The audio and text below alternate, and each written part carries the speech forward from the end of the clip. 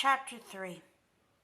Stanley Yelnats was the only passenger on the bus, not counting the driver or the guard. The guard sat next to the driver with the seat turned around facing Stanley. A rifle lay across his lap. Stanley was sitting about 10 rows back, handcuffed to his armrest. His backpack lay on the seat next to him. It contained his toothbrush, toothpaste, and a box of stationery his mother had given her. He'd promised to write to her at least once a week. He looked out the window, although there wasn't much to see, mostly fields of hay and cotton. He was on a long bus ride to nowhere. The bus wasn't air-conditioned, and the hot, heavy air was almost as stifling as the handcuffs. Stanley and his parents had tried to pretend that he was just going away to camp for a while, just like rich kids do. When Stanley was younger, he used to play with stuffed animals and pretend the animals were at camp. Camp fun and games, he called it. Sometimes he had them play soccer with a marble, other times they'd run an obstacle course or go bungee jumping off a table tied to broken rubber bands. Now Stanley tried to pretend he was going to camp fun and games. Maybe he'd make some friends, he thought. At least he'd get to swim in the lake. He didn't have any friends at home. He was overweight, and the kids at his middle school often teased him about his size. Even his teachers sometimes made cruel comments without realizing it. On his last day of school, his math teacher, Mrs. Bell, taught ratios. As an example, she chose the heaviest kid in the class and the lightest kid in the class, and had them weigh themselves. Stanley weighed 3 times as much as the other boy. Mrs. Bell wrote the ratio on the board, 3-1, unaware of how much embarrassment she had caused both of them. Stanley was arrested later that day. He looked at the guard who sat slumped in his seat and wondering if he had fallen asleep. The guard was wearing sunglasses, so Stanley couldn't see his eyes. Stanley was not a bad kid. He was innocent of the crime for which he was convicted. He'd just been in the wrong place at the wrong time. It was all because of his no good, dirty, rotten, pig-stealing great-great-grandfather. He smiled. It was a family joke. Whenever anything went wrong, they always blamed Stanley's no good, dirty, rotten, pig-stealing great-great-grandfather. Supposedly, he had a great-great-grandfather who'd stolen a pig from a one-legged gypsy and she pressed a curse on him and all his descendants. Stanley and his parents didn't believe in curses, of course, but whenever anything went wrong, it felt good to be able to blame someone. Things went wrong a lot. They always seemed to be in the wrong place at the wrong time.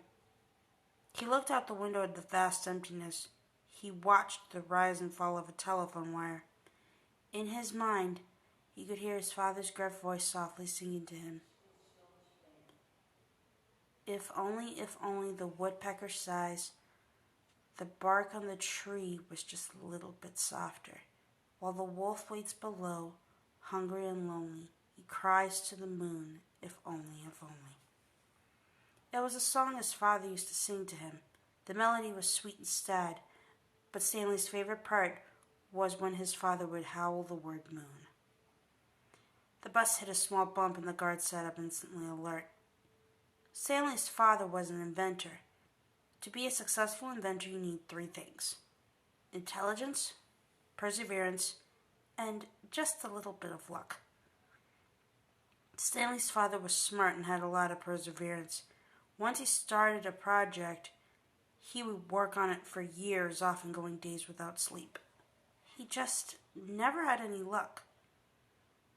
Every time an experiment failed, Stanley could hear him cursing his dirty, rotten, pig-stealing great-great-grandfather. Stanley's father was also named Stanley Yelnats. Stanley's father's full name was Stanley Yelnats II. Our Stanley is Stanley Yelnats IV. Everyone in his family had always liked the fact that Stanley Yelnats was spelled the same front and back. So they kept naming their son Stanley. Stanley was an only child, as was every other Stanley Yelnats before him. All of them had something else in common. Despite their awful luck, they always remained hopeful. As Stanley's father liked to say, I learned from failure. But perhaps that was part of the curse as well. If Stanley's father weren't always hopeful, they wouldn't hurt so much every time their hopes were crushed. Not every Stanley Yelnats has been a failure. Stanley's mother often pointed out whenever Stanley or his father became so discouraged that they actually started to believe in the curse.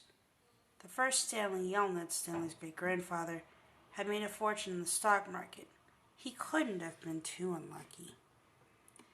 At such times she neglected to mention that the bad luck that befell the first Stanley Yelnats. He lost his entire fortune when he was moving from New York to California. His stagecoach was robbed by the outlaw Kiss and Kate Barlow.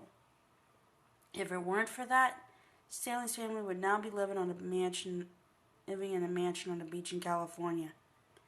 Instead, they were crammed in a tiny apartment that smelled of burning rubber and foot odor. If only, if only.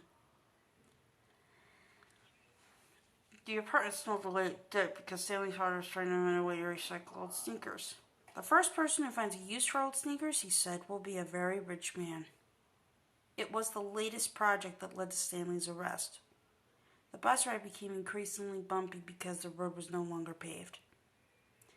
Actually, Stanley had been impressed when he first found out that his great-grandfather was robbed by Kiss and Kate Barlow. True, he would have preferred living on the beach in California, but it was still kind of cool to have someone in your family robbed by a famous outlaw. Kate Barlow didn't actually kiss Stanley's great-grandfather. That would have been really cool, but she only kissed the men she killed. Instead, she robbed him and left him stranded in the middle of the desert. He was lucky to have survived, Stanley's mother was quick to point out. The bus was slowing down. The guard grunted as he stretched his arms. Welcome to Cape Green Lake, said the driver. Stanley looked out the dirty window. He couldn't see a lake, and hardly anything was green.